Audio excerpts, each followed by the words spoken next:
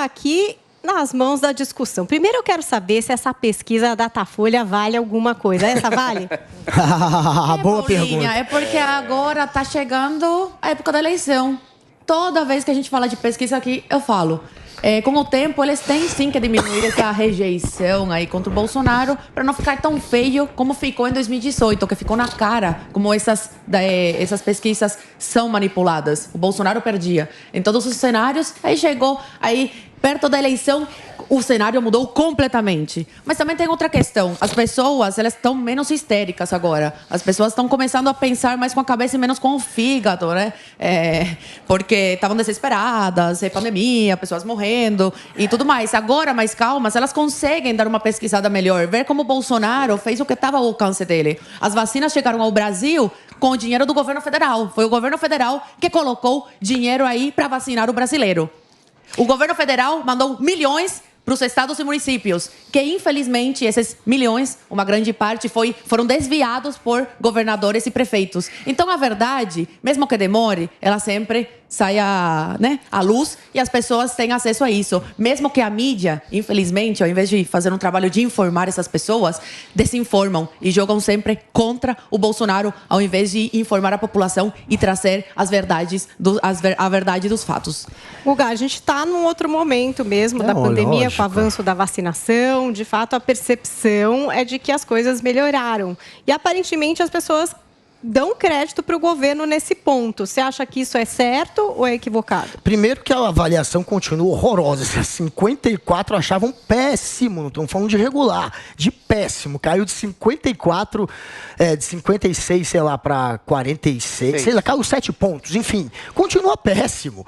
Metade do Brasil acha péssimo a gestão do Bolsonaro diante da pandemia. E é óbvio que esses números, de fato, mostram a realidade, né? Manipulação da mídia não tem nenhuma. É o tempo agora, com o Bolsonaro principalmente calado, e o Bolsonaro calado prejudica menos o Brasil, essas coisas começaram a melhorar um pouco, porque o Centrão cooptou o Bolsonaro, e quando o Bolsonaro passou a ficar ali sob o comando do Centrão, uma das coisas que eles mais imploraram para o Bolsonaro foi para ficar quietinho e para parar de espalhar o negacionismo dele, parar de espalhar que vacina faz virar jacaré, pode até pegar AIDS com vacina, parar de espalhar que vacina pode fazer com que a pessoa desenvolva câncer, parar de atacar a vacinação infantil. O Bolsonaro, ele passou meses e meses usando até o ministério dele, o Pazuello, para fazer uma campanha contra a vacina. Ele só pegou a vacina no último momento, porque o Dória pegou aqui em São Paulo e ele viu que não tinha mais o que fazer.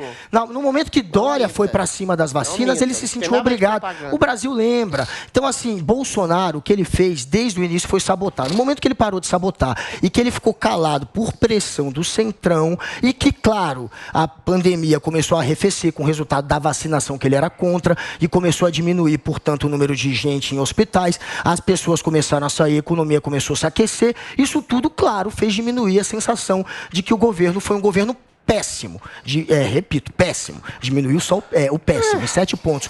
Mas é isso, a realidade é que foi sim um governo horroroso, que fez de tudo para espalhar essa pandemia, até porque o Bolsonaro acreditava na imunização de rebanho, acreditou, assim como o Adrilles, que era melhor espalhar, deixa pegar. Quando ele viu que abarrotou as UTIs, e que tinha muita gente morrendo e que ele começou a perder voto, e que o Centrão foi para cima porque não queria perder voto junto, se calou, e o resultado agora, com a pandemia ficando mais fria, é que diminuiu um pouquinho essa sensação de que foi péssimo. Mas a sensação está aí, foi péssimo. Adrilles Jorge, já estava aí espreguiçando, invadindo até do Guga. Então, conta pra gente a sua opinião sobre esses resultados apresentados pela pesquisa da Datafolha. A pesquisa já tem um erro de cálculo capcioso, que é o seguinte: a gestão da pandemia foi feita, sobretudo, por prefeitos e governadores sob as ordens do STF, que trancaram a possibilidade de trabalho, trancaram a possibilidade de emprego e, eventualmente, destruíram praticamente durante 2 anos a economia e a capacidade cognitiva das crianças que ficaram trancadas em casa também. Dentro daquilo que Bolsonaro pôde fazer, ele fez uma das melhores gestões do mundo em termos de pandemia. Ele comprou vacinas, centenas de milhões de doses de vacina, um dos primeiros países do mundo a comprar vacina e distribuir de maneira célere, rápida Dória. e efetiva. O Dória só fez propaganda. Ele comprou a vacina do Dória, tá? Quem comprou foi o Bolsonaro. Ele usou a vacina do vacina que você colocou no braço foi no braço. As primeiras vacinas baixa, viu? Eventualmente, ele é verdade. Deixa eu acabar aqui. Deixa eu falar. Obrigado, Dória. Ele pegou, ele foi o governo que mais distribuiu dinheiro para a população pobre, carente, classe C, D e E, que ficaram trancadas em casa, impedidas de trabalhar. Ou seja, ele distribuiu dinheiro para estados e municípios que, eventualmente, acabaram roubando também dinheiro. Ou seja, dentro dos limites daquilo que ele pôde fazer, ele fez um trabalho magnífico. E eu diria mais, dentro do discurso...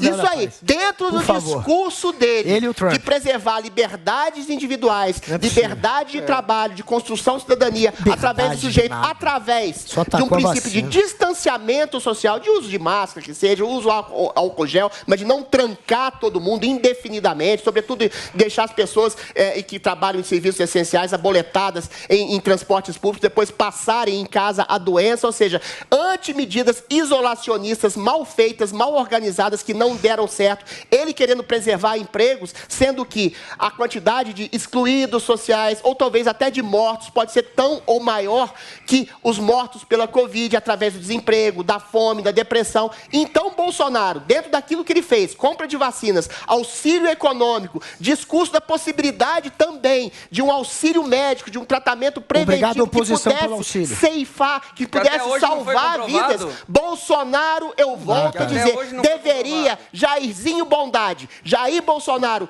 o Messias deve ganhar um prêmio Nobel da Paz, que fez o discurso no lugar disso, e vai ser processado por contra a Covid mais efetiva. Se há uma obscuridade em relação à ação e o discurso dele, é da parte da mídia, que enganou as pessoas, essa coisa de propaganda opressiva, de genocida, assassino, leviano. É um homem que quis salvar a sua população, preservar o trabalho, preservar a saúde psíquica das pessoas e a liberdade de expressão. Deveria sim ser agraciado com o Prêmio Nobel da Paz. Jairzinho Bondade, Prêmio Nobel 2023. Dá pra levar. Vinícius Moura, você quer falar? O Adriles, ele fala dessas intenções do Bolsonaro, mas qual foi o plano do governo federal? O que ele fez? Ele não poderia ter plano, ele foi ceifado de ter plano. Você fala em discurso, mas foi ceifado, ele não poderia fazer nada. O que ele fez foi dar um auxílio econômico e dar vacina. Não, ele fez ele trocou 3 ministros da saúde, Adriles. Calma, senão e é importante lembrar do STF, que colocou